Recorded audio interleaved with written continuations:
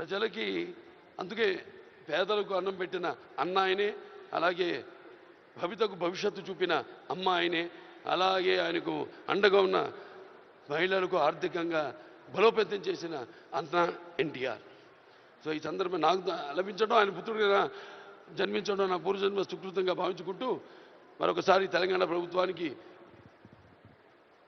ఈ మొట్టమొదటిసారి 10 సంవత్సరాల తర్వాత జరుగుతున్న ఈ యొక్క సంబరాల్లో నాకు ఎన్టీఆర్ జాతీయ అవార్డును నన్ను ఎంపిక చేసినందుకు ప్రభుత్వానికి, రెడ్డి గారికి, బట్టి విక్రమార్క గారికి, అలాగే జ్యూరీ కమిటీ మెంబర్స్ అందరూ కూడా, గెలిచిన వారందరూ కూడా, మిగతా నా సహచార నటీనటులైతేనేమి, సాంకేతిక నిపుణులైతేనేమి అందరికీ కూడా మరొకసారి మా అభిమానులు, భావస్థురాణి జన్మాంతర సౌహృదాన్ని, మీకు నాకు ఏ జన్మ అనుబంధమో, ఏ రుణానుబంధమో, ఏ విడదయ్యలేని అనుబంధమో కదా నాకు అనిపిస్తూ ఉంటుంది.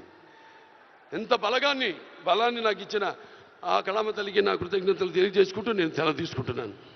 జై తెలంగాణ, జై తెలంగాణ.